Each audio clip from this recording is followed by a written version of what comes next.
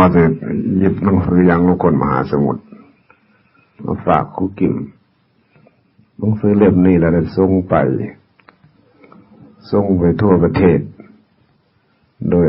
คุณชวลิตวัดป่าวิโมกข์นครไทยเป็นผู้ส่งหลวงพ่อว่าจะไม่ส่งหรอกเพราะส่งก็แล้วก็เก็บไว้ซื้อๆเป็นหนังสือเล่มสีลายแต่ถึงเขาอ่านหูเขาก็บ่รับรอง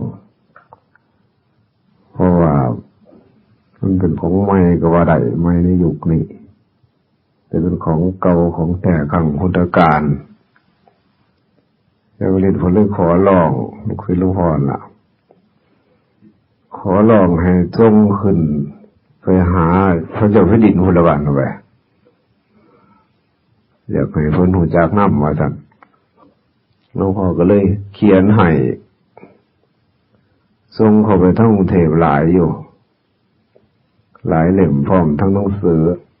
สุดหลังๆมาหนังสืออนุภาพชาติสืบทราบที่หลังว่าหนังสือก่อนสิเข้าถึงพระเจ้าอยู่หัวได้นั้นต้องผ่านราชเลขา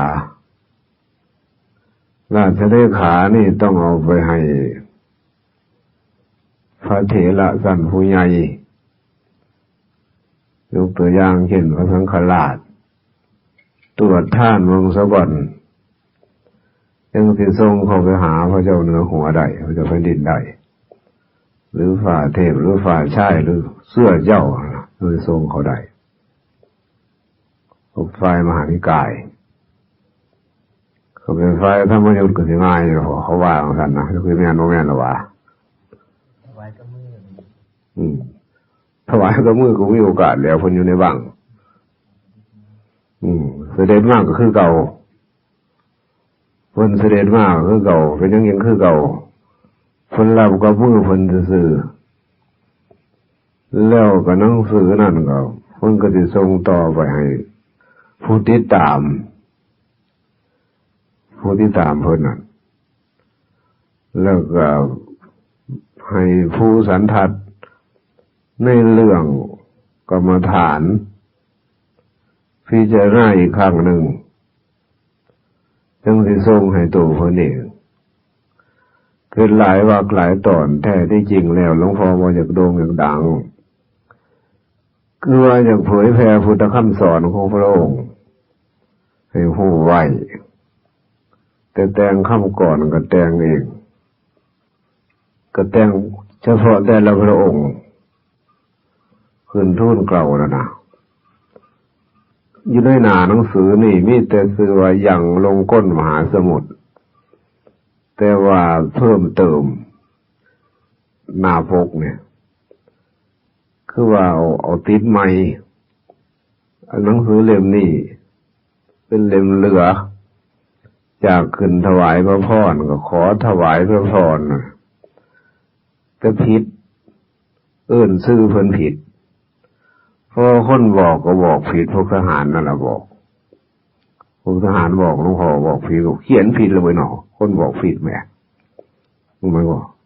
ซื้อเต็มเพิ่นบ่ฮู้ซื้อยาวโพดแล้วก็ขอถวายพระพรเจ้าฟ้าหญิงสิรินธรเทพรัตนราชสุดาสยามราชกุมารีมันขาดบ่ล่มแท้ที่จริงว่าเจ้าฟ้าหญิงสิรินธรเทพรัตนสุดาสยามบรมราชกุมารีว่าซั่นน้อยถืออันนี้นั่นถือบ่ถือกับบ่เป็นหยังดอกว่ามันเลยเพราะซื้อยาวโพดบางที่ก็หลวงพ่อก็บ่รู้จักว่าซื้อนี่มันก็ซื้อยาวหลายก็ได้อย่างลงก้นมหาสมุทรต่อมาพระนิพพานและปฏิสุบาทเล่มแรกของประเทศไทยหลวงพ่อที่เนื้อหน้าปกขึ้นทูลเก่าโดยหลวงพ่อโลกุดรธรรมปาโลก็แต่งคำก่อนไว้วางถ่ายกันพระเจ้าเหนือหัวผู้พิพ้นก็เป็นอีกก่อนหนึ่งแต่ว่าซุ่มนั่งขึ้นถวายบ่แล้วบ่ฮอดจักเล่มดอกบ่ฮอดน่าจะเลขาเนี่ยเอาไปตรวจพ พระผู้ใหญ่ตรวจก็สิแต่ว่าหนังสือของหลวงพ่อเนี่ยกระจายไปกรุงเทพหลายอยู่แต่ว่าเขาบ่ยอมถวายพระองค์ง่ายๆพระองค์อยากรู้ธรรมะของศาสนาพุทธเบิดละความจริงแต่ว่าสิเป็นนำผู้ใดก็บ่ฮู้บางที่ก็คันบ่สมควรแน่ราชเลขาเพิ่นก็สิพิจารณาว่ามันไร้ประโยชน์หรือบ่ได้ผลในข้างนอกนี่ก็สิบ่ขึ้นถวายพระองค์เพราะว่าย่านเป็นที่ระคายเครื่องของพระองค์ก็เป็นได้อย่างทุกนอกนี่หลวงพ่อก็บ่รู้จักข้ามก่อนหลวงพ่อถวายเพราะว่าหมายถึงฝ่าเทพพ่อพุทธชนะมารนิพพานแล้วหมายถึงพระพุทธองค์ของเฮาทรงมอบแก้วให้ฟ้าหญิงมิ่งขวัญพุทธเพื่อทรงกอบกู้นิโรธญาณฌานสูงสุดปวงชาวพุทธรอพึ่งพาฟ้าเทพไทยหลวงพ่อเขียนขึ้นไปทรงให้หลวงศิษย์ขึ้นให้เขียนไว้ขอถวายพระพรเจ้าฟ้าหญิงสิรินธรเทพรัตนราชสุดาสยามราชกุมารีจากสาวกโลกอุดรผู้กำลังเผยแพร่และจะน้อมนำเอาองค์ฌานนิโรธสมาบัติกลับคืนสู่โลกปัจจุบันนี่อยู่ในหน้าปกแต่ว่าได้ยินข่าวว่าบ่ฮอดพระองค์ดอกเพราะว่าโตก็เป็นคนวาสนาหน่อยเนาะหวังว่าจะกอบกู้ถ้ามาอันสูงสุดขึ้นมาอีกครั้งหนึ่งเมื่อพอถึงโลกแล้วหนังสือเล่มเรานี่ก็บ่ได้ตกไปถิ่มใสสิตกไปอยู่ให้น้ำสำนักวิปัสสนาของพระผู้ใหญ่หรืออยู่ในกรุงเทพนั่นล่ะโดยมากเขาฝ่ายใดก็นึกเอาแต่งคำก่อนไว้พร้อมว่าเถรลิ่งกังไว้มันก็จะนักไฟนอกนี่เถรโด่งดังทั้งเงินทองต้องนำหน้าศาสดากับพระธรรมนำทีหลังเพราะพระธรรมนำหมดจดหมดโด่งดังเถรลิงกังจึงตั้งหน้าหาวุ่นวายผลสุดท้ายก็เวียนวนทนทุกโศกวิปโยคโศกใจเศร้าเมาตัณหาชีวิตนี้มีไม่พอบ่มารยาถึงชาติหน้าหาตัวพอก็ไม่มีเถรผู้ดีมีเงินถังยังทุกโศกกามโลกเข้าโครกใจให้หลงบ้าเกิดกี่ชาติก็ขาดพอบ่น้ำตาเถรยศถายิ่งว่าหลงโกงกินกามโลกทั้งสามจะพินาศขาดกระเด็นก็ต้องเป็นเช่นองค์พระอรหันต์เมื่อนั้นแลกามมาพบก็จบกันสันติพันธ์ก็ปรากฏหมดทางมารของฝากจากสาวกโลกอุดรขึ้นถวายเพิ่นมันคือสิบ่ฮอดตั้งแต่ปีพุ่นล่ะปี31สิบ่ฮอดท่านธรรมะของหลวงพ่อจึงไล่ผลคำนำก่อนอ่านหนังสือเขาบอกไว้ทุกคนว่าให้อ่านคำนำซะก่อนหลวงพ่อหนังสือแต่ละเล่มไผแต่งกระจางหลวงพ่อสิใส่คำนำให้สั้นๆบ่เกินหน้ากระดาษหรือหน้ากระดาษก็กลัวว่าเขาเพิ่นมีความมุ่งหมายจังไดแต่งหนังสือจังสิฮู้เด้คันบ่อ่านคำนำซะก่อนไปอ่านตู่ธรรมะโลดนี่อาจจะเข้า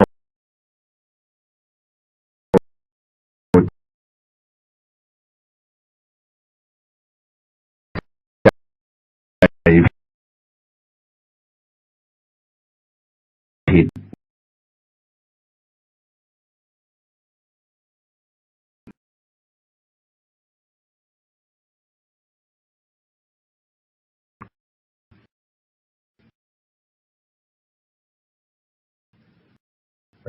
เกิดปฏิฆะหรือว่าเกิดบ่พอใจในหนังสือก็เป็นได้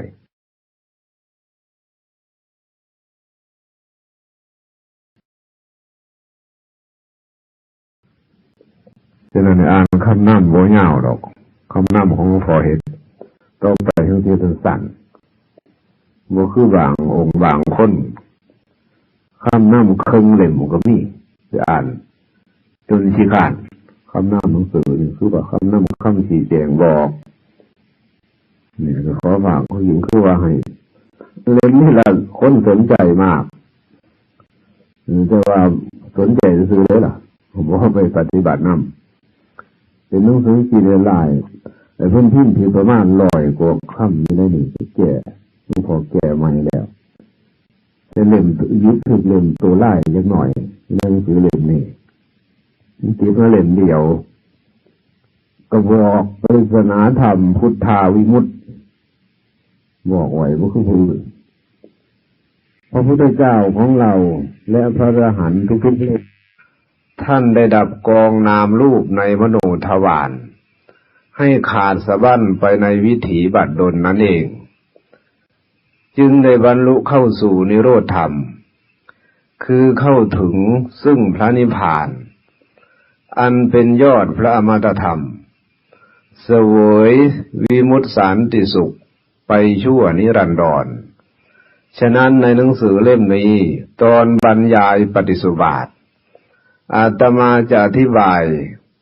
ตีกองนามรูปแบบเผาผลาญให้พินาศวอดวายไปในวิถีบัดดลนั่นเองนี่หลวงพ่อโลกุฎรคือแต่งไว้กองนามรูปบ่มีผู้ใดสิสามารถที่ว่าสิตีกองนามรูปจังได๋หลวงพ่อบอกไว้ก่อนอยู่ในนี่บอกว่าสิตีกองนามรูปผู้อื่นตีกองอื่นหลวงพ่อก็ตีกองนามรูปเนี่ยก่อนสิฝากผู้อื่นก็ฟังไว้นำคือว่าให้เข้าใจการอ่านหนังสือเนาะก็บ่ค่อยดีมันน่ะนี่ปริศนาธรรมเตือนใจโดยเฉพาะระดับความรู้สึกของผู้ปฏิบัติเพื่อความหลุดพ้นจากกองทุกข์กองกิเลสนั้นหากท่านผู้ใดใครผู้หนึ่งมีทิฏฐิเห็นว่าตอนนี้เป็นรูปจึงจะถูกตอนนี้เป็นนามจึงจะถูกหรือสิ่งนี้เป็นรูปจึงจะถูกสิ่งนี้เป็นนามจึงจะถูกถ้าท่านมีความเห็นเกาะเป็นสนิมดิ่งลงสุดโต่งตายตัวลูบคำๆอยู่เช่นนี้ก็แปลว่าท่านได้กลืนเอาตัวอวิชชาความโง่เขลาอย่างน่าทุเรศเข้าไปในจิตในใจในไส้ในพุงของท่านถึง 84,000 อาธรรมขันธ์นั่นเองถึง 80,000 กลืนเข้าไปคันผู้ใดมีความเห็นว่าอันนี้เป็นรูปอันนี้เป็นนามแล้วให้ถูกต้องนี่หมายความไปยึดถือของสมมุติแต่ก็จำเป็นต้องเฮี้ยนในหู้ปริศนาธรรมต่อไปก็คือกันโดยเฉพาะระดับจิตของผู้ปฏิบัติธรรมเพื่อความหลุดพ้นจากกองทุกข์กองกิเลสนั้นหากท่านผู้ใดใครผู้หนึ่งมีทิฏฐิเห็นว่าอันนี้เป็นรูปจึงจะถูกอันนี้เป็นนามจึงจะถูกหรือสิ่งนี้เป็นรูปจึงจะถูกสิ่งนี้เป็นนามจึงจะถูกหากท่านมีความเห็นเกาะเป็นสนิมดิ่งลงสุดโต่งตายตัวลูบคำๆอยู่เช่นนี้นั่นให้พึงรู้เถิดว่าตัวถูกของท่านนั่นแหละมันเป็นตัวสัสสตทิฏฐิเป็นตัวอุปาทานเป็นตัวอหังการมะมังการปรมังการเป็นอาตมันตัวตนเต็มบ้านเต็มเมืองเต็มจิตเต็มใจเต็มไส้เต็มพุงของท่านยังสง่าผ่าเผยเต็มภาคภูมิเลยทีเดียวคือว่าต้องพอใส่คำหนักไว้แล้วก็มีคำแปลบอกไว้อยู่ในนี่บางศัพท์ปฏิสุบาทแปลว่าจะได้นิโรธธรรมแปลว่านิโรธธรรมดับทุกข์นิมริกายคือว่านิมมารกายนี่กายที่มองเห็นทางใจนิมมารกายนะโอปาติกะสิ่งที่เกิดพุทธขึ้นทางใจธรรมารมณ์กับอารมณ์ที่เกิดกับใจธรรมารมณ์อารมณ์ที่มองเห็นทางใจอุคานิมิตนิมิติทิฏฐาล่องหนเข้าไปคือมันล่องหนเข้ามาในใจของเฮาเองว่าเนาะ สัญญาความจำวิญญาณความรู้ก็บอกว่าอยู่นิมานละผัวนี่หมายถึงนิทานอยู่ในนี่นิมานละผัวคือผัวที่มองเห็นทางใจมีประวัติเรื่องนางพรหมณีอยู่ในนี่ก็บอกไว้เบิดผัวโอปาติกะนี่คือว่าผัวที่เห็นเกิดขึ้นทางใจมีนิทานอยู่ในนี่นิทานนึงอวิชชาความไม่รู้จริงคือความโง่เขลาเนี่ยก็บอกไว้เบิดอยู่ในนี่แหละบอกไว้รูปราคะบอกไว้เบิดแต่ว่าหนังสือเล่มนี่เช่นในตอนในซ้ำๆกันเฮ็ดคือเลขเกตพวกพิมพ์ก็เฮ็ดคือเลขเกตคือกันเนี่ยคนโมจะก็ไม่อยากหมกก็ไม่อีหยังหมดนั่นแหละเพราะหลวงพ่อบ่ได้กำกับลงพิมพ์ก็ลงพิมพ์บ่จบป .4 บ่จบอีหยังคิดให้เบิ่งก็เฮ็ดไปตามนั้นบ่ได้กำกับไปนำตลอดมีปฏิสุบาทพร้อมอยู่นี่2วงคือวงของนางพรหมณีที่ไอ้หลงรักผัวแต่งงานน่ะแต่งงานได้7 มื้อเขาจักมื้อเว้ยผัวก็เลยลงสำเภาไปฆ่าคือทอดผัวหลายก็จนลืมสติเจ้าของนั่นแหละคือว่ากามเขาบั่นดลจนหลงสติเผลอย่างลงจากเฮือนผัวไปฟังทะเลข้างพุ่นย่างลุยลงทะเลไปคักวัวคือว่านี่แหละคือตามืดตามั่วหรือกามมาลักกามมาไข่หลวงพ่อมีนิทานประกอบอยู่นั่นนี่จนไปพ่อเลือเช่าละงงคนพระสมณพญานาคยังได้ซอยเหลือชีวิตนางไว้ได้มันรุนแรงถึงขนาดนั้นแล้วก็ที่มาผู้เขียนไปอ่านเบิ่งหนังสือแต่งบางคำนี่คือว่าในหนังสือเล่มนี้สิบ่ชัดแจ้งก็มีคือว่าแต่งอย่างมึงภูมิชาวโลกของเฮาสิซ้ำใดชาวพุทธของเฮาสิซ้ำใดเท่านั้นบ่ทันได้เด็ดขาดคักปานใดบ่ซ้ำอานุภาพชั้นสายฟ้าผ่าแต่คำสิแต่งอีกสิใส่สำนวนก็คล้ายคลึงกันนี่แหละแต่ว่าสิตัดออกเป็นบางบทบางตอนให้กระทัดรัดแล้วก็สิเพิ่มเป็นบางตอนให้ฮู้จักกันตอนไอ้หาไทยประสาทก็มีอยู่นี่เบิดเรียบร้อยแต่บ่ได้มีคำก่อนนี่หยังบ่ได้มีคำก่อนหนังสือเล่มบ่ได้มีคำก่อนเขาเจือปนเลยนี่แต่ตอนสุดท้ายพี่หลวงพ่อแต่งไว้บุญประเสริฐเกิดมาพบคำสอนจอมบวรชินวงศ์ผู้ทรงศีลชี้ทางธรรมนำเหินห่างทางมนทินชุบชีวินที่มืดบอดได้ปลอดภัยนี่หลวงพ่อแต่งมาเท่านั้นวัดหนังสือวันนึงพิมพ์ขึ้นมาเลยพิมพ์ขึ้นมาผมก็ถืออีกไอ้พวกว่าจบป .4 เนาะพวกว่าจบป .4 พวกลงพิมพ์นะลงพิมพ์ผู้ทอดหมายถึงผู้มีวัดบุญประเสริฐเกิดมาพบคำสอนจอมบวรชินวงศ์ผู้ทรงศีลชี้ทางธรรมนำเหินห่างทางมนทินซุบซีวินให้มืดว่าเขาได้ปลอดภัยหรือเปล่าทีนี้ก็เป็นตัวซ่อไว้ท่านละมันเป็นอาการนั้นซุ่มบ่จบป .4 มันโหยากแต่เขาจบอยู่ได้ล่ะจบม.6กระยางหน่อยเขาลงพิมพ์หรือจบปวสวชพุ่นล่ะคืออีหยังหมู่แต่ว่าศัพท์ต่างๆมันเขาบ่สันทัดในเรื่องศัพท์วาลีเรื่องตัวช่อกับเชอตัวยอผู้หญิงนี่มันซับกันหลายเลยบ่ฮู้ความหมายในหนังสือจึงสับสนอนละหม่านคล้ายผู้แต่งนี่บ่ฮู้อีหยังแท้ๆผู้แต่งถูกอยู่แต่ว่าผู้ไปพิมพ์ที่หลังน่ะผู้ไปพิมพ์มันบ่จบป .4 บ่ฮู้ความหมายก็เลยผิดเพี้ยนไปอันอยากสร้างอีกหนังสือเป็นหนังสือแต่งขึ้นเพื่อให้เป็นประโยชน์กับชาวพุทธของเฮาไว้แล้วก็สิตัดออกเป็นบางตอนให้เพิ่มขึ้นไปอีกแล้วก็สิคือสิหน่อยกว่าเก่า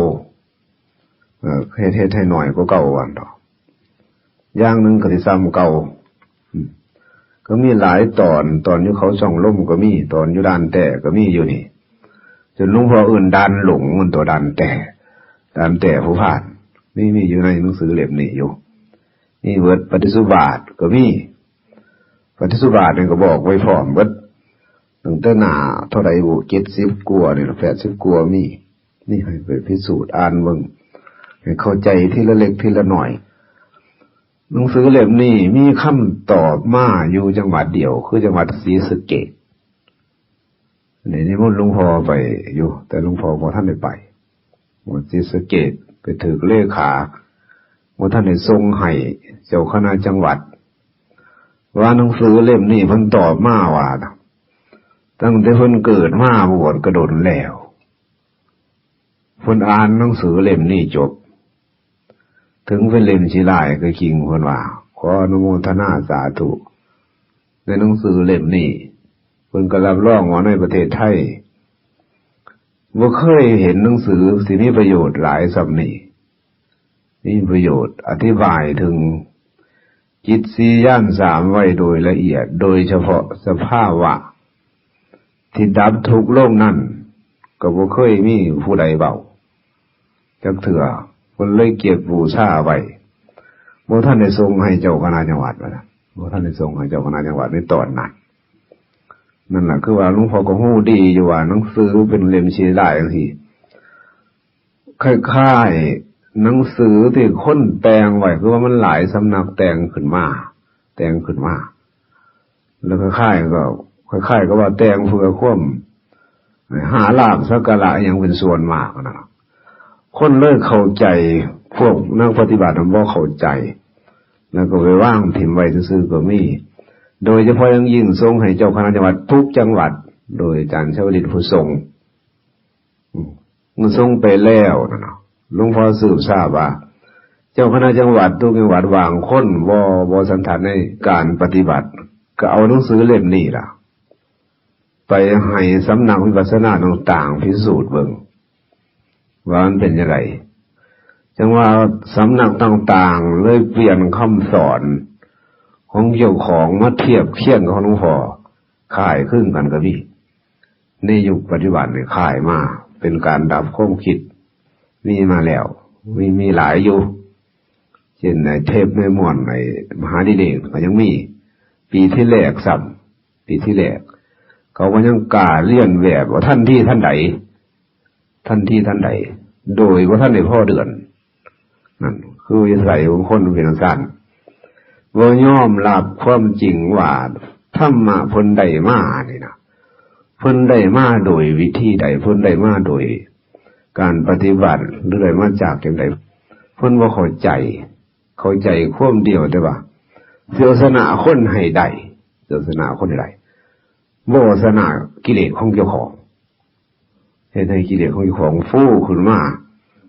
ทำให้เสียบารมีของเจ้าของไปโดยไร้ประโยชน์หลวงพ่อก็นึกสมเหตุเวทนา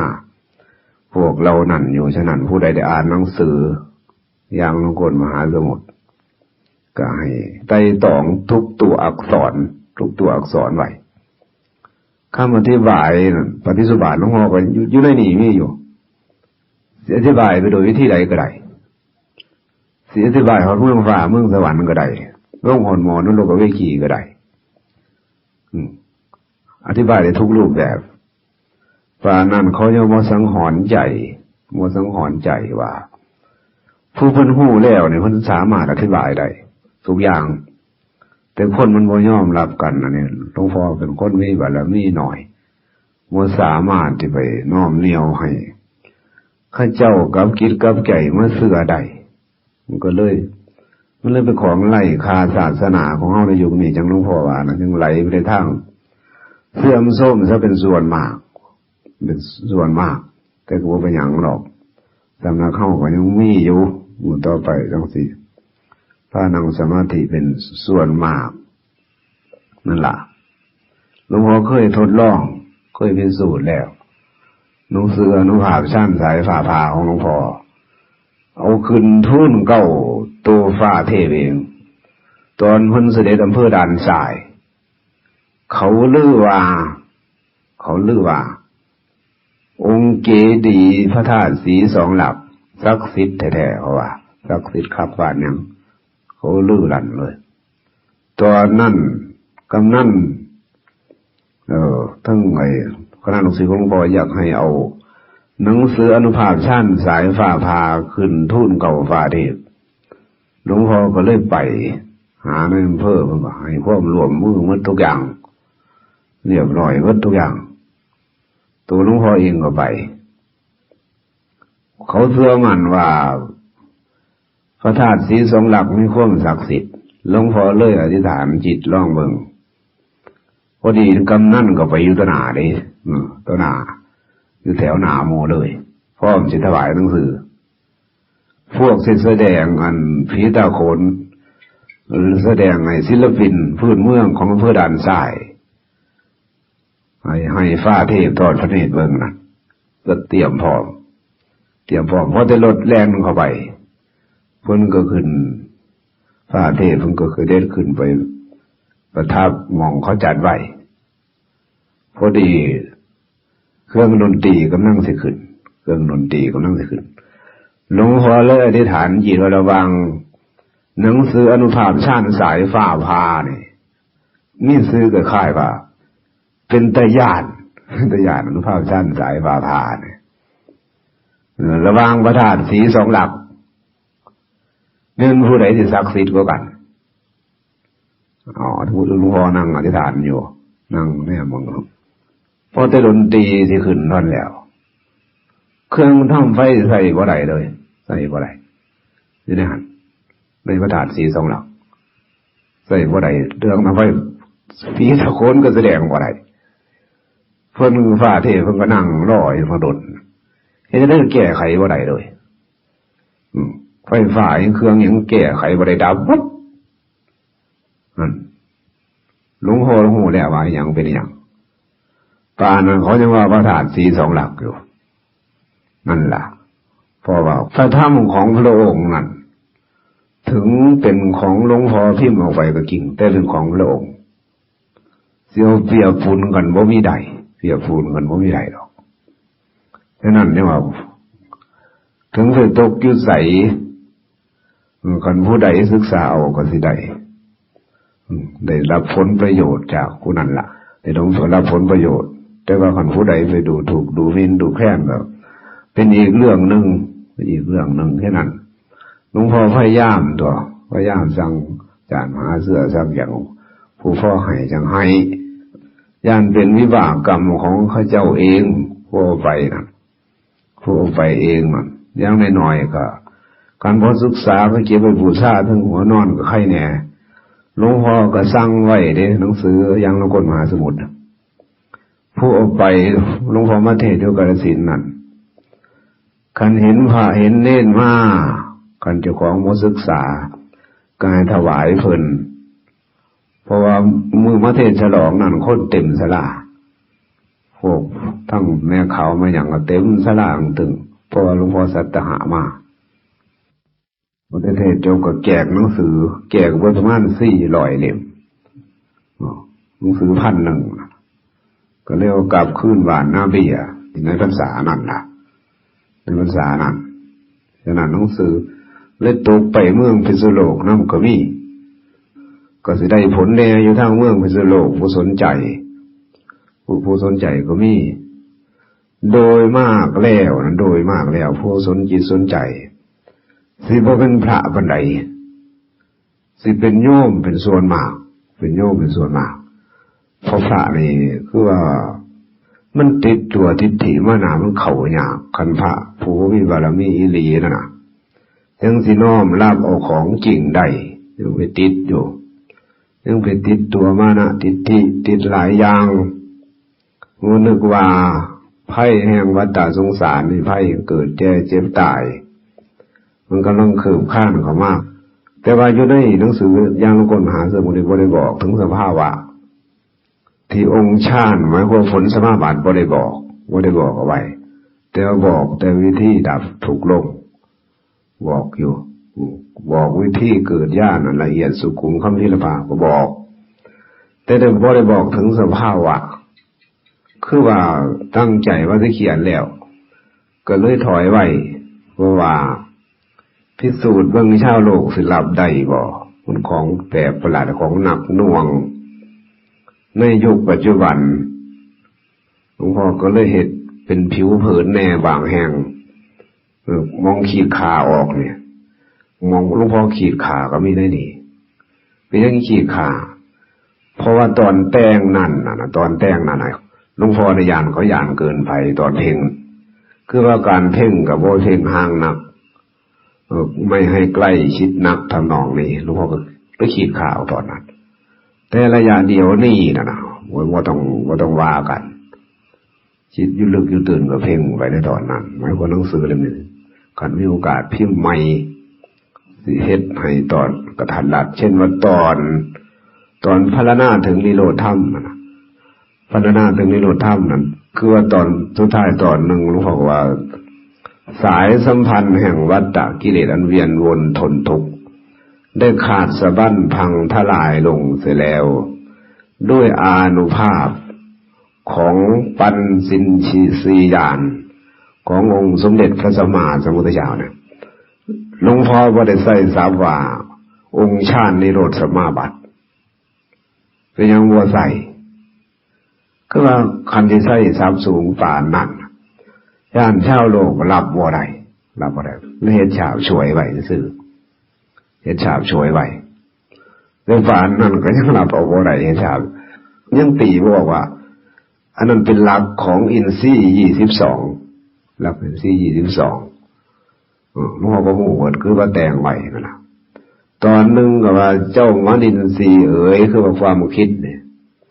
ตั้งแต่ก่อนนั่นเจ้าเป็นใหญ่ในความคิดตั้งแต่นี้ต่อไป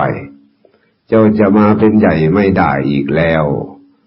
เพราะเจ้ามนินทรีย์ทั้งหลายนั้นตกอยู่ในอำนาจอานุภาพของพระปัญอินทรียานสินสีฌานนั่นของพระมาตรธรรมของพระองค์เสร็จแล้วนี่ตอนนี้หลวงพ่อก็ขีดขาออกอยู่ในหนังสือเล่มนี้ในคุกกี้บ้านขีดขาออกคือว่าแต่งให้อิงทรัพย์บัญญัติไว้ซื่อความจริงแล้วตกอยู่ในอานุภาพขององค์ฌานนิโรธสมาบัติเบิดหลวงพ่อคิดแล้วคิดว่าคำที่ใส่ทรัพย์เด็ดขาดเกินไปแต่ป่านนั้นก็ถอยออกมาเพื่อว่าย่านพระย่านเนรย่านพ่อไม่ออกบ่เข้าใจได้ป่านนั้นก็ยังบ่เข้าใจซึ่งเป็นพระปลาพระดอยจังหลวงพ่อแต่งขึ้นมาโดยว่าได้อาศัยหนังสือพระไตรปิฎกแต่งออกจากสภาวะจริงของเจ้าของเพื่อทดแทนพระคุณของพระสัมมาสัมพุทธเจ้าของเฮากันผู้ใดหยิบเอาไปประพฤติปฏิบัติตามนี่ได้จริงๆแล้วนะสิได้รับความพ้นทุกข์ได้อย่างแน่นอนแต่ส่วนมากแล้วนะส่วนมากแล้วก็ยังไปติดตัวบุคคลไปสร้างตัวบุคคลหลวงพ่อแม่นสินั่งยืนซื้อหลวงพ่อก็หูอยู่ดอกก้อยอย่างเพิ่นอย่างนะหูอยู่เงินมาจำพรรษาอยู่วัดบ่อต่างว่ายินหลวงพ่อก็หูอยู่หูว่าอีหยังเป็นอีหยังการเดินทางไปไสของหลวงพ่อในเดี๋ยวนี้เขาพยายามจับจ้องเบิ่งอยู่จับจ้องเบิ่งแต่ว่าเขาหาความผิดบ่ได้หาความผิดให้เอาหลวงพ่อบ่ได้จักอย่างเพราะว่ามันถูกต้องหมดแต่ว่าคือว่าเขาก็สิพิสูจน์อยู่คือว่าลังคนนั่นน่ะบ่ได้ยินหลวงพ่อเทศออกจากปากบ่ได้เห็นตัวจริงเมื่อเห็นแล้วเขาก็บ่เหลื่อมใสอย่างทำนองนี้เช่นในไปเทศบางแห่งเช่นใกล้ๆแถวนี้แหละเขาก็พยายามสอนอาจารย์มหาเสือสอนอาจารย์สมศักดิ์หรือสอนอาจารย์องค์อื่นมาเป็นบ้ามานับถือหลวงพ่ออย่างทำนองนี้แต่ความจริงแล้วคนบ่ได้นับถือหลวงพ่อโดยตรง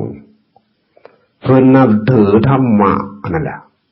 เพิ่นนับถือธรรมะของพระองค์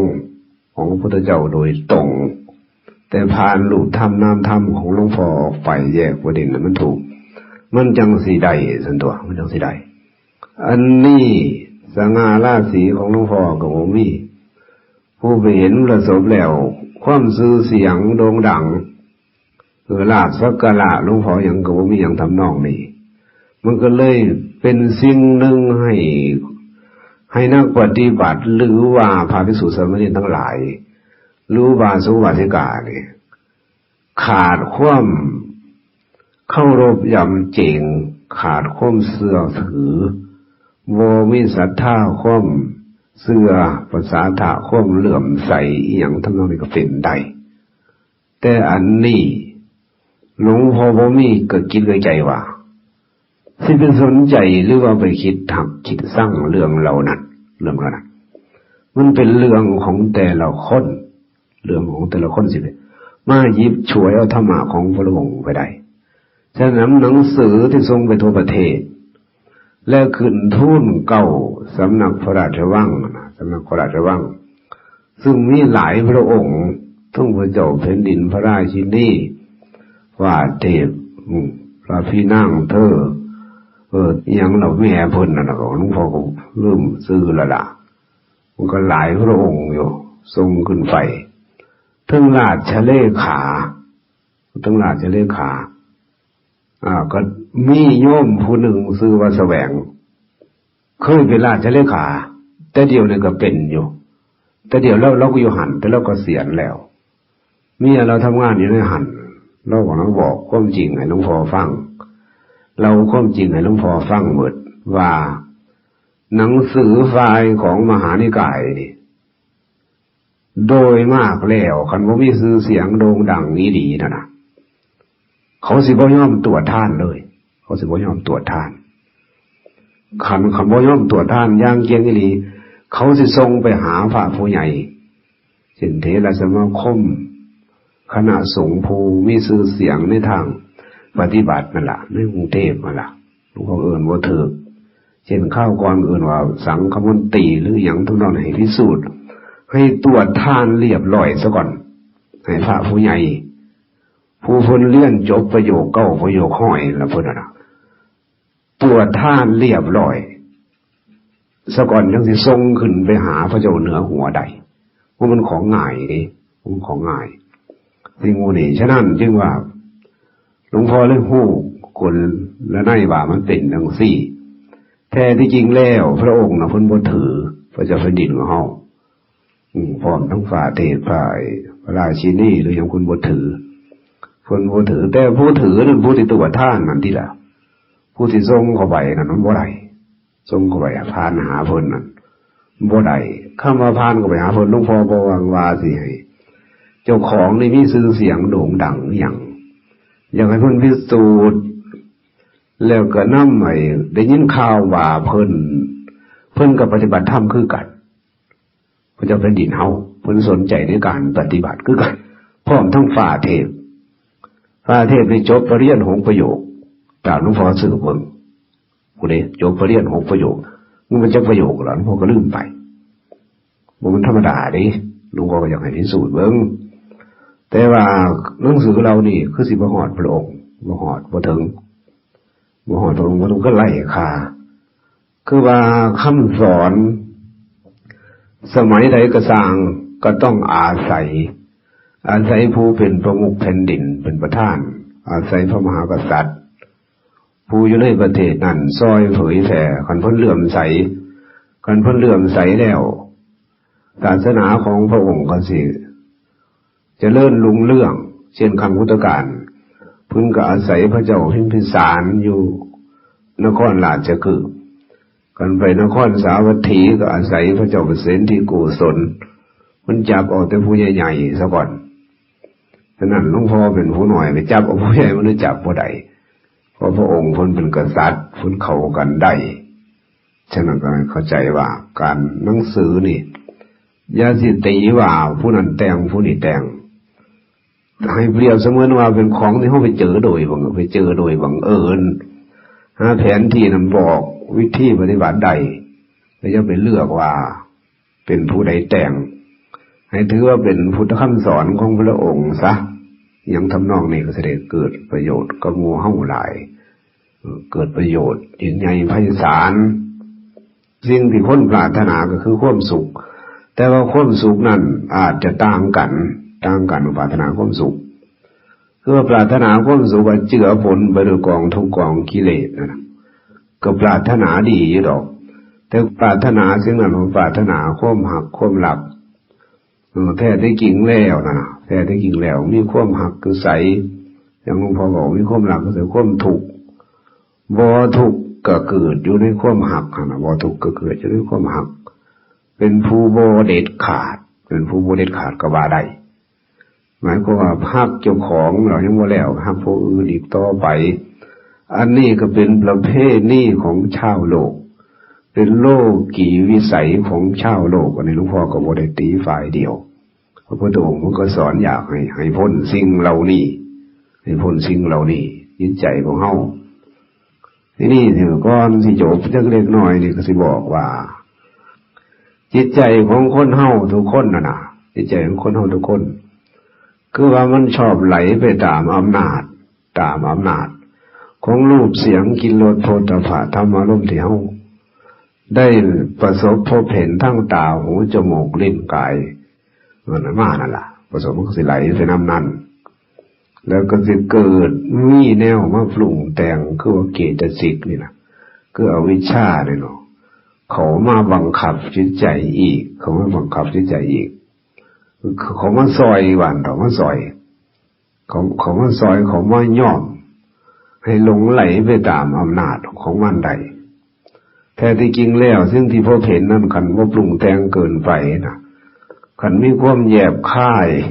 ให้ถูกต้องตามคำสอนของพระองค์คอยเฮ็ดไปคอยค้ำทางเอาไปหลวงพ่อว่าบ่เหลือวิสัยยังเป็นของคนเฮาธรรมะก็เป็นของคนประจำทุกคนไอ้ตัวหนังสือหรือแผนที่พระองค์ว่างไว้คือของหลวงพ่อพิมพ์ขึ้นเป็นแต่แผนที่บอกเท่านั้นเป็นแต่แผนที่บอกเท่านั้นบอกทางเป็นแผนที่บอกทางโดยตรงหลวงพ่อนี่แห้งเป็นคนซัวหลายเป็นคนมืดมุ่นอนทาการหลายตอนบวชใหม่ๆก็ยังว่าคล้ายๆกับบ่คล้ายๆแล้วแม่นอีหลีนี่แหละคือกันก็พอโยนป่าขึ้นบนบกก็มีอยู่ในนี่โยนป่าขึ้นบนบกจากหนองน้ำมันก็สิเกียกตะกายนั่นน่ะถ้าหลันกลับขึ้นหนองน้ำตามเดิมของมันเพราะมันย่านตายย่านใจสิค่ะมันย่านตายใจของหลวงพ่อตอนปฏิบัติได้ใหม่คือกันมันอยากถลันกลับขึ้นไปสู่โลกีวิสัยไอ้อันเดิมของมันนั่นแหละแต่ก็บ่ย่อมันมาง่ายบ่ย่อมันแต่ส่วนหนึ่งมันก็ไหลไปก็พยายามดันไว้ดันความรู้สึกอันลึกๆนั่นมันมีอยู่ฝังใจไว้อยู่นี่ล่ะถึงมันใจสิขาดก็มันขาดร่องเมืองหลวงพ่อบ่ขาดดอกก็อดทนต่อสู้ออกมาจนผ่านพ้นวิถีสุดท้ายอยู่วัดบ้านนาเวียก็ยังได้เป็นหนังสือเล่มแรกขึ้นมาเป็น2เล่มแล้วถึงอนุภาพฌานตั้งแต่หน้า62ถึงหน้า63ไปนั่น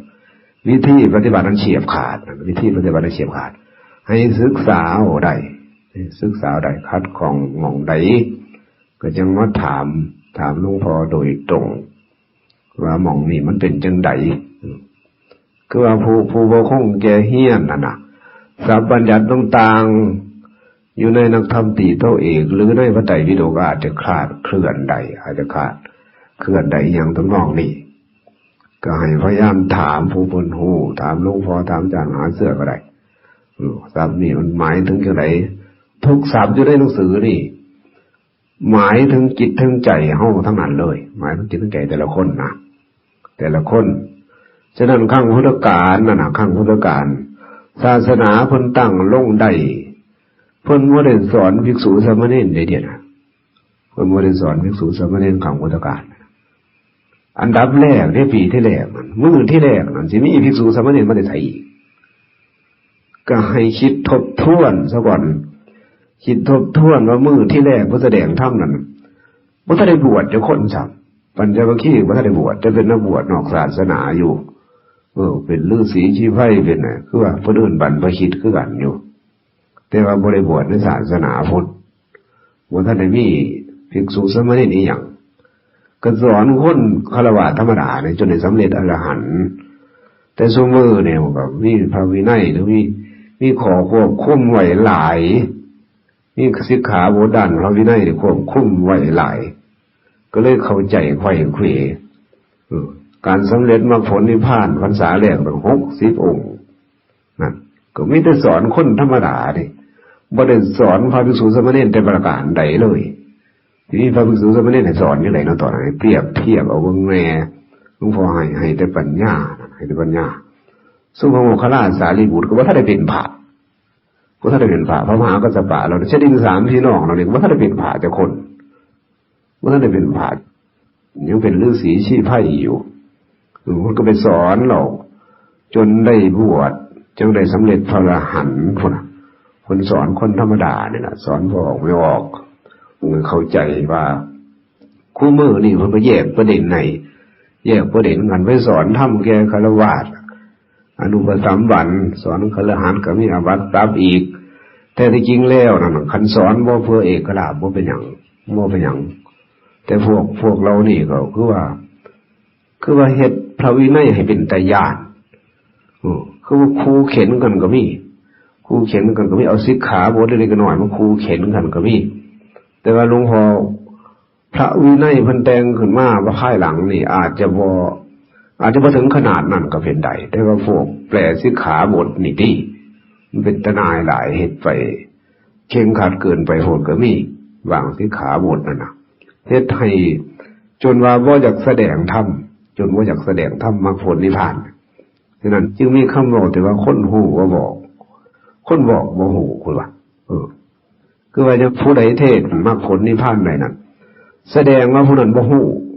แสดงว่าผู้นั้นบ่ฮู้ถ้ารู้จริงแล้วบอกกันไม่ได้หรอกบอกกันไม่ได้ถ้าเป็นพระอรหันต์จริงๆแล้วสอนคนไม่ได้ความหมายของคนคู่มือเนี่ยของพระผู้ใหญ่ของผู้เขาแต่งขึ้นสอนบ่ได้ถ้าเป็นพระอรหันต์จริงๆแล้วสอนใครไม่ได้เลยความหมายเด็ดขาดปานนั้นความบอกของอิตาเถนหมู่นี่ว่าอิตาเถนหมู่นี่ในศาสนาพุทธของเฮาจังว่า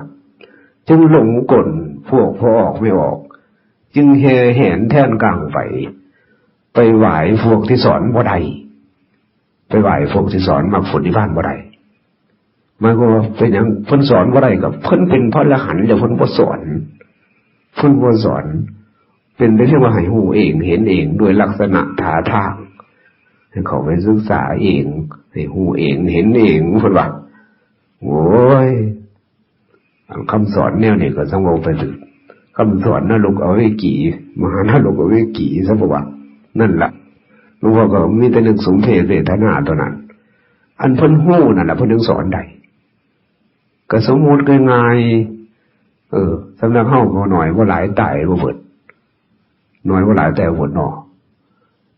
หากคนนี้น้อย2คนนั่นให้มาสอนนั่นสิได้บ่นั่นน่ะให้มาสอนสิได้บ่นั่นคนรู้เขาไม่บอกคนบอกเขาไม่รู้น่ะสิสอนมันก็สอนบ่ได้เพิ่นบ่ฮู้เนาะ2คนเพิ่นบ่ฮู้ก็ผู้ฮู้น่ะเพิ่นถึงสอนได้พระบรมศาสดาของเฮานั่นน่ะเพิ่นตรัสรู้มันก็มาสอนแต่เรื่องมรรคผลนิพพานจนได้สำเร็จเบิดพระโมคคัลลาสารีบุตรพระอริยบุคคลต่อมาเราต้องสาบคอยสาบสูญไปมันเลยเบิดผู้ฮู้กิ่งเบิดผู้ฮู้กิ่งเมื่อเบิดผู้ฮู้กิ่งแล้วไผงมก็บ่ถืองมปานใดก็บ่ถือก็เลยมีคำพูดต่างๆขึ้นมาว่าคนฮู้ก็บอกคนบอกบ่ฮู้นิ่งเป็นใบอีหยังพุ่นว่าโดยการรักษาพุ่นว่าคนรู้แล้วนิ่งเป็นใบอีหยังพุ่นว่านั่นพุ่นดอกนั่นล่ะพวกคือว่านี่แหละคือว่าคำเว้าจังซี่แหละเป็นคำเว้าอวดอุตริมนุสธรรมอวดอุตริมนุสธรรมคือว่าธรรมบ่มีในตนเฮ็ดให้คนหลงงมง่ายหวังลาภสักการะเท่านั้นสำหรับหลวงพ่อนี่บ่หวังหยังบ่หวังลาภสักการะเพื่อว่าเสียวมาบำรุงบำเรอเจ้าของเกินไปเอาแต่พ่อประคองถาดประคองขันการอยู่การฉันก็จังเห็นกันนั่นล่ะฉะนั้นก็ให้เข้าใจให้มันถูกต้องของล่ำว่าศาสนาซุมื้อนี่คำสอนซุมื้อนี่คนกำลังไหลไปหาแต่สิ่งที่ว่าเขาปกปิดไว้แต่ความจริงเขาบ่ได้ปกปิดดอกเขาบ่ฮู้นั่นล่ะเขาบ่ฮู้คันผู้ฮู้แล้วนั่นน่ะเดี๋ยวนี้มีแต่หลวงพ่อได้กล้ายืนยันประกาศเจ้าของ ประกาศเจ้าของก็ยังบ่ได้ประกาศเพื่ออวดตนอวดประกาศเพื่อทดแทนพระคุณขององค์สมเด็จพระสัมมาสัมพุทธเจ้าของเฮาเท่านั้นจังว่าถูกเพ่งเร่งหลายสถานที่เร่งกับเขาหลวงพ่อบ่มีวิธีสิเอาได้บ่มีวิธีสิจับผิดได้มันจับผิดบ่ได้ทำพระวินัยหลวงพ่อก็เขียนไว้รัดกลุ่มไม่เบิดเขียนไว้รัดกลุ่มไม่เบิดต้องจับผิดบ่ได้จักอย่างนั่นล่ะหลวงพ่อก็ยังว่าท้าให้พิสูจน์คำท้าทายให้พิสูจน์ว่าที่ท้าทายมาอวดตนอวดตน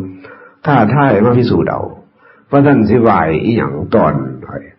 อีหยังสว่าขาโตนั่นสิว่าไหวอีหยังเนาะคือว่าธรรมะของพระองค์นั่นผู้ฮู้สิฮู้ได้ตนเองควรเอิ้นให้มาเบิ่งมาพิสูจน์อีหยังเราเนี่ยก็มีอยู่หันเหมือนสันทิฏฐิโกเนี่ยควรประกาศเปล่าร้องให้มาดูมารู้มาเห็นวายซุมือวัดพุทธเทศบอกนี่วัดขัดกันอันนี้มันเป็นไปได้ยากสิ่งมูนี่คือว่าการเข้าใจผิดของคณาจารย์ต่างๆมันจึงบ่คือกันมันก็ฝนตกนอกก็สิว่าได้ยินละบาดนะฝนตกเข้ามาอีกแล้วนั่นเห็นบ่นั่นแหละเข้าใจให้มันถึงว่าแต่หลวงพ่อบ่ได้ไปเหยียบย่ำผู้ใดบ่ได้ไปเหยียบย่ำผู้ใดแต่การเข้าใจผิดอาจจะมีการเข้าใจผิดอาจจะมีเพราะว่าผู้มาฟังธรรมร่วมกันบางที่ก็มีเจีอาจารย์บางที่ก็มีผู้หลายคนแต่ว่าผู้เป็นคนละอย่างมาฟังธรรมของหลวงพ่อมันขัดกันกับของเขาเจ้ามันก็เลยหาว่าหลวงพ่อนี่อวดตนอวดโตหรืออีหยังทำนองนี้นั่นล่ะก็มีคำพูดต่างๆออกมาอยู่เสมอ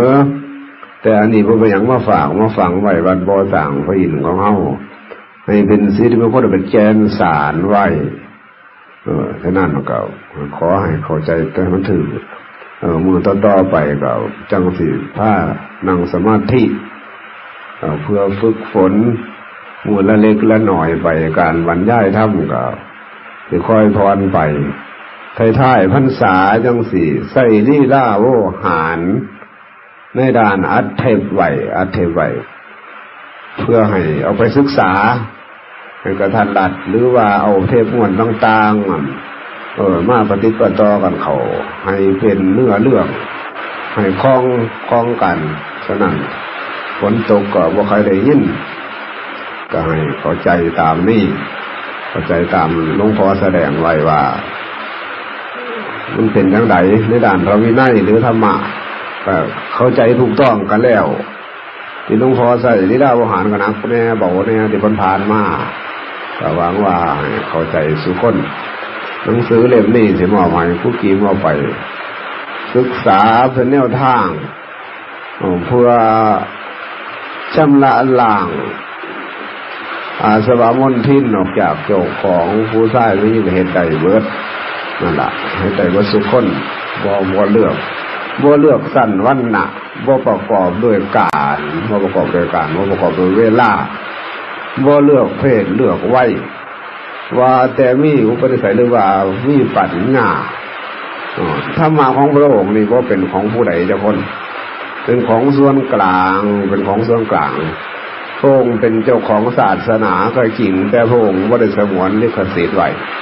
ว่าให้เป็นของผู้นั้นเป็นของผู้นี้เป็นของทุกคนเป็นของชาวพุทธทุกคนพยายามอนุรักษ์พยายามรักษาจันลงไว้สิ่งที่มันถูกมันต้อง